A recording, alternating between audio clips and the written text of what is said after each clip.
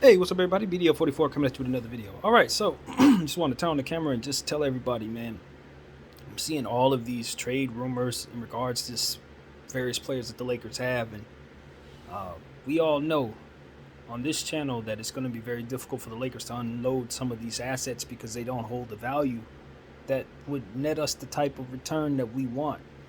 We're going to have to give up some things that we do not want to give up in order to get something that'll help us win. And there's no guarantee, even if we're willing to, that we'll win some of these bidding wars.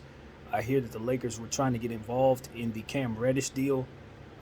He ended up in New York. Didn't cost a whole lot to get him to New York, but all in all, the Lakers were in the mix and couldn't get a deal done. And that's going to be a theme. That's going to be a theme. But the good news is we got new names that are going to be popping up in the trade rumors um, over the next couple of weeks. I suspect. I don't really have a name in mind, and I'm not saying I'm not breaking anything here. I'm telling you that looking at around the league and looking at some of the teams, some of their situations, you could see where certain teams will want to move on from certain players. Just in general, I'm looking at San Antonio. They have some pieces there where I'm wondering if they are, good in terms of if they're comfortable with where they are as a franchise, or would they like to maybe move some of those assets and kind of maneuver what they're doing a little bit differently. I don't have any idea what they're thinking in that regard, but I look at their team and I say they have some pieces that a team would want if they wanted to get involved for a big deal. They would be one of the teams that I'd be calling up along with Atlanta, Sacramento, Boston, uh, Charlotte. Yeah, those are teams that I think have the assets and the maneuverability to get something done if they choose to. There's a few others as well. Orlando is a team I'm thinking about who probably would be best to make a move. Probably would be best to kind of shake some things up. I look at New Orleans. I think they could benefit from maybe doing a thing or two as well, depending on what their plans are with Zion and what they're thinking in regards to him coming back for this season or maybe not at all. But these are teams that have picks. These are teams that have assets. They have the ability to do it. As to where a team like the Lakers, we just don't really have a whole lot. And this is what happens when you take on three max contracts, as we know. So nobody's surprised that our assets aren't that great. Unfortunately, there are things that we could have maybe chosen to do a little differently that could have gave us more value. We did kind of choose to go after players that we knew, or I knew, wasn't going to hold any value. And that was the concern. It was like, okay, we're signing players to 1 year, 2 year deals, but some of these guys have no chance of being able to exceed that value. If anything, they're going downward. That DeAndre Jordan pickup, that really didn't help us at all. Getting his contract never made any sense at all. Um, Bazemore is a negative asset. He at this point doesn't have any value. Rondo, we didn't get a whole lot for him. They just go all the way down the list. I mean, some of these guys, yeah, they're shooters. You can get like Wayne Ellington, for example, may be able to help a team if you want to ship him out. Maybe you can get a player or something like that, maybe $1 million or something, but you're not going to get any real asset for these guys. You're not going to get anything back. So, now you start digging into players that you would rather not get rid of. Austin Reeves, Malik Monk, THT. Those are the players that you're going to have to give up. And the 2027 pick that we have, a first rounder, which is the very next time we're going to have a pick, 2027. So giving away that pick means we won't have another pick until 2028. It's 2022. We're about to be in the 2022 summer right now.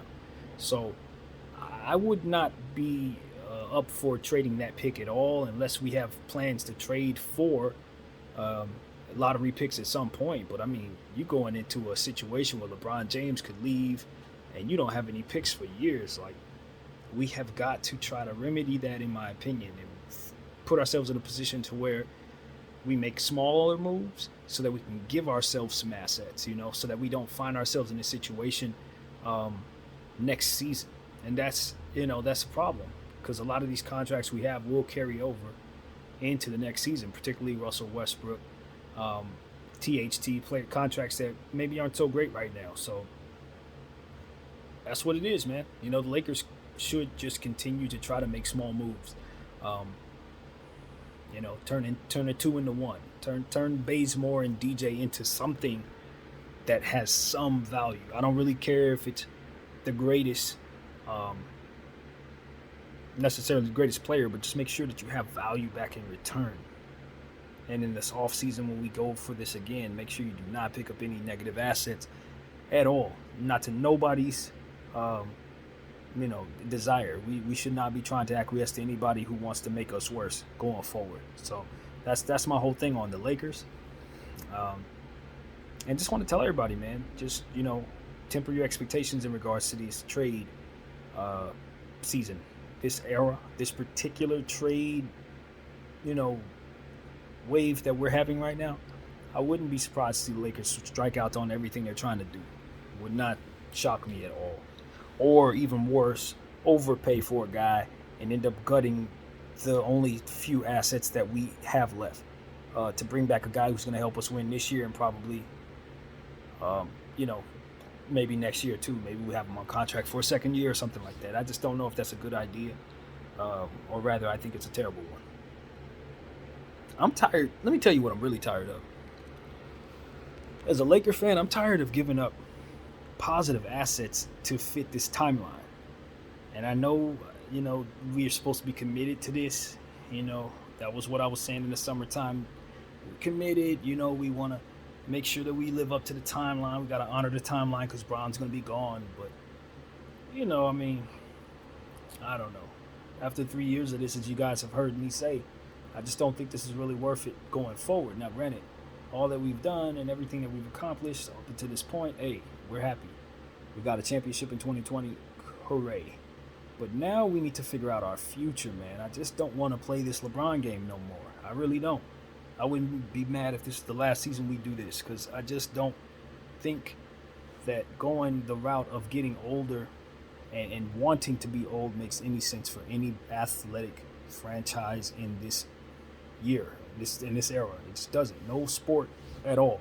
You should be going for youth. No matter if it's NBA, soccer, NFL. Right now, you should be going after youth.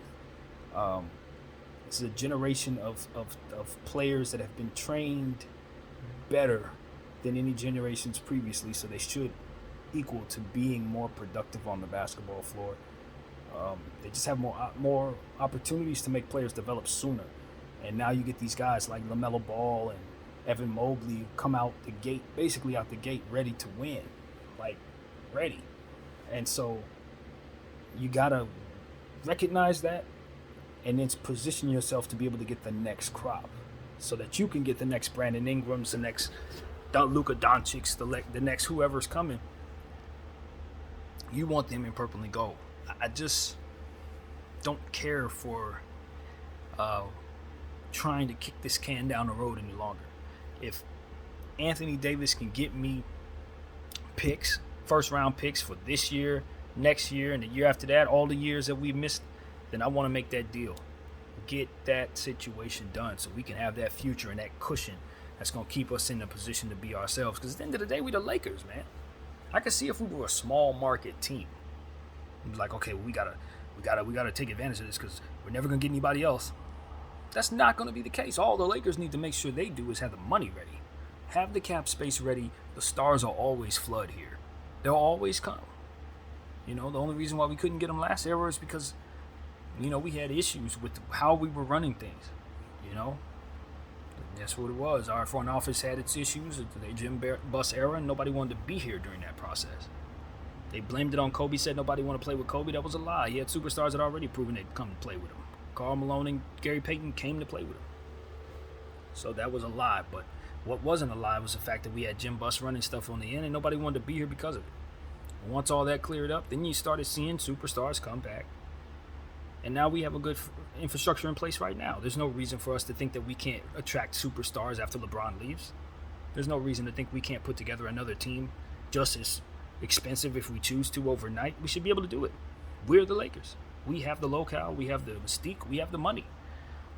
All we really need to do is not forget that. Simple as that. Not forget that. And it seems to me that a lot of us, maybe the front office has forgotten that. they really think they need to be in business with LeBron James. They really think they need to acquiesce to him. And no, this is one of those times when you slap yourself and say, oh, no, not us. Now, if we were somebody else, Joe Blow team down the street, yeah, they need to make sure they do everything they can, because if they don't, that player leaves and they don't have any infrastructure in place to keep the team in place. Maybe they, end up having some financial issues. Not us. Not us. And that's why I'm of the mindset like the Lakers can back away from LeBron. We can do that. We're not Cleveland. He's not going to take it. He's not taking the economy from Los Angeles. I'm sorry. We're going to be LA regardless. And we can get new kids and put together another super duper team that'll last 8 to 9 years. Get LaMelo Ball, get Anthony Edwards, and get Evan Mobley if you want to spend $500 million on something. I'll tell you what to spend it on.